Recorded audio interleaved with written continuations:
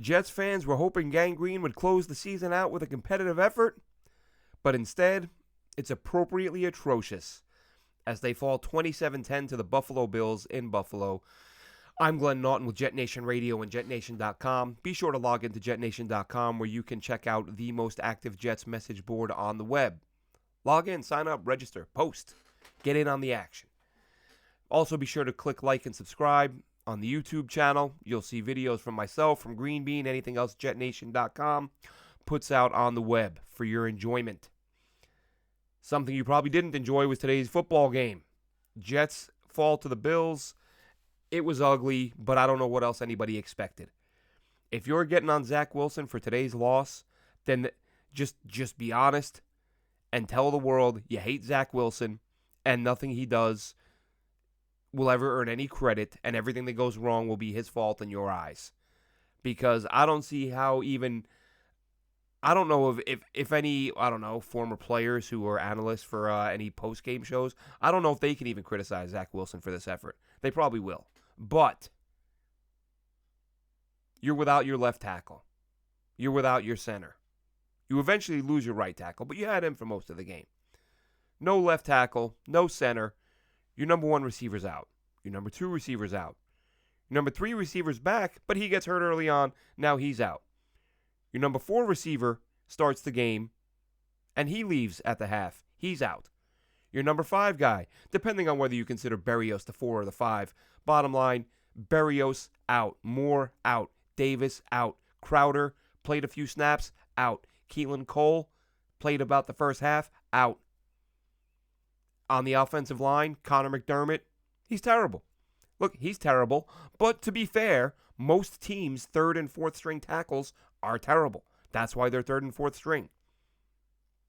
So if you expected Zach Wilson to do something in this game against one of the best defenses in the NFL, on the road, harsh conditions, a game that team wanted to win for playoff positioning, I don't bet against the Jets. That's just a rule I have.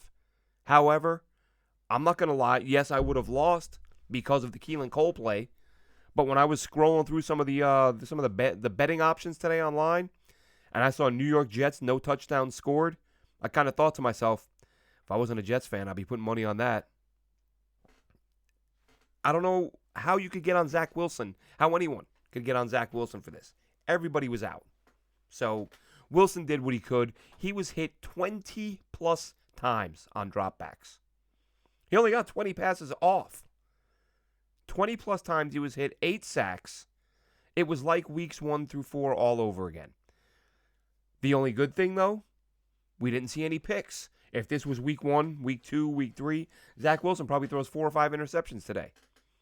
Instead, didn't try to throw the ball if he didn't see somebody open. And unfortunately, guys weren't getting open because, again, top 4 or 5 guys are out. You're down to Denzel Mims, who, can anyone recall, I tweeted this out earlier, a more disappointing season from a player? If you would have told me Denzel Mims would be relatively healthy this year, that he'd play a bunch of games, and he'd finish with 8 catches for 133 yards and no touchdowns. And the worst part is, if I had to guess, I would have said he had 5 catches this year. And I wouldn't have thought he broke 100 yards. That's how little he did this season. Absolutely shocking. Couple of targets today, and Wilson was nowhere near him. Of course, they were targets on the move, under pressure, just trying to get rid of the football. So, just an absolute disaster today. Tyreek Black, undrafted free agent, he had a catch. Undrafted rookie out of Texas. Big guy, not great speed. Gets on the field because of all the injuries at receiver, and he makes a diving catch. So good for him. One of the few, noteworthy things the Jets did today. They didn't do much on defense. The broadcast team was giving the Jets a lot of love for forcing a lot of punts out of the Buffalo Bills. But let's be honest here, the Jets blew a lot of coverage. If Josh Allen is on target, the Bills score 45 points today. Allen missed some wide open guys deep down the field a few times. And he helped the Jets out a little bit. They tightened up a little bit later. It wasn't as much, the big scores Buffalo didn't come up with early on. That was on them. And the Jets tightened up a little bit. But they weren't as good as the box score suggests because, as I said, we could have easily seen the Bills put up 45 points. Anyway, the Jets score one touchdown on a Keelan Cole slant over the middle, splits the safeties, finds the end zone. That's the only score of the day. Zach Wilson goes without an interception over his final 157 pass attempts on the year. So he closes out much better than he started the season, which is what most of us wanted. You just wanted to see growth. You wanted to see improvement, better decision making. We saw that. What we didn't see at any point this season really was this team play fully healthy. And I get it, injuries happen, of course. But we talked about it last week. The next man up mantra. There's a line. There's a line somewhere. At some point you have to look at your injuries and say, we're beyond the point of expecting guys to step up here. And the Jets passed that point a while back.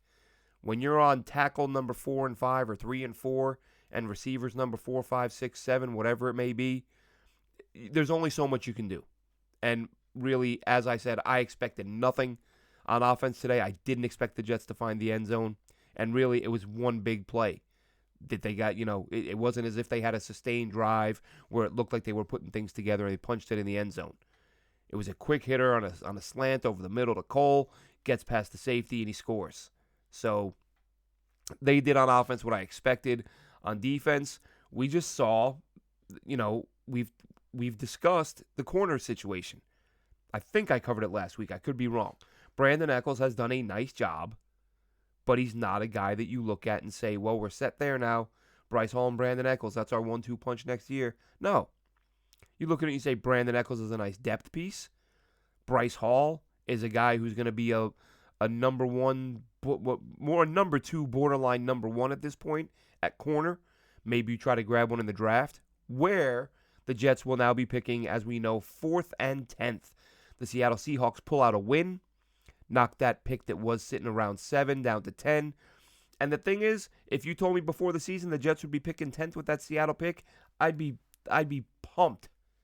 But the fact that they were sitting at 7 before the game, and you're thinking, man, if Arizona pulls out this win, the Jets are picking 6th or 7th, 10 stings a little bit now, doesn't it? But if we put it in perspective and remember the fact that when that trade was made, the Jamal Adams trade, a lot of us thought both those picks would be high 20s, low 30s. So this year they get the 10th pick, changes things a little bit from 7. We have a whole offseason to talk draft, and we are going to do a ton of that. I know we'll be getting together with the JetNation radio guys, Alex Varallo and Dylan Terraman. I'll probably be doing their show. They'll be doing this, and we'll be talking draft. Plenty of that to come.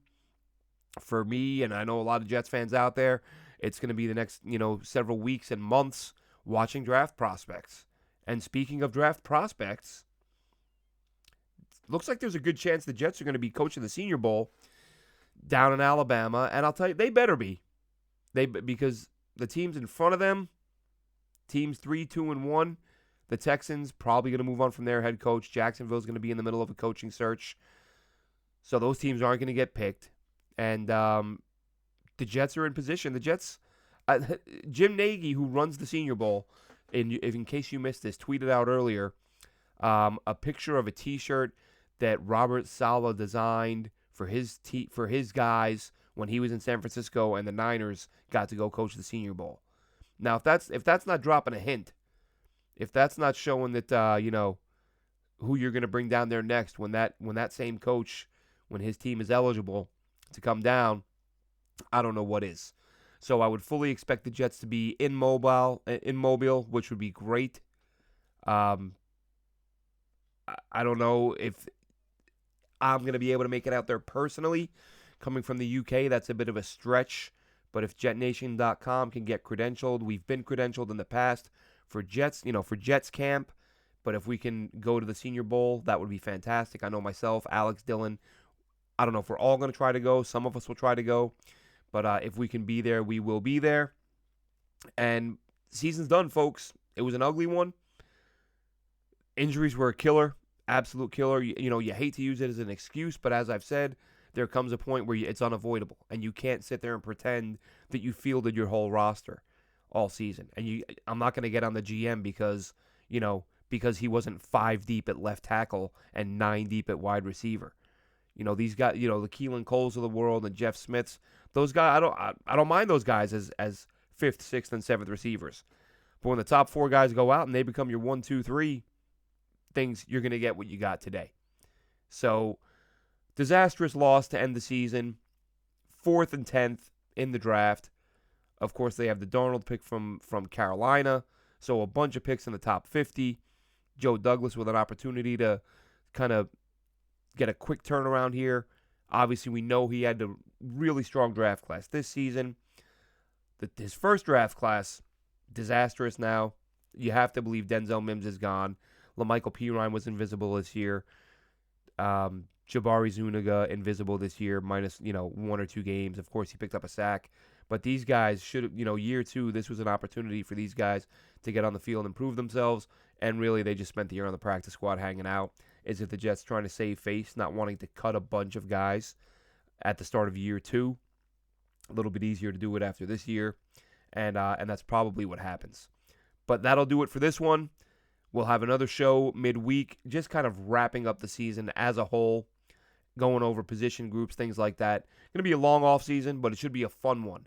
The Jets have the cap space. They have the draft picks to make it interesting and to get better in a hurry if they make the right moves. We'll catch you later on in the week, Jets fans.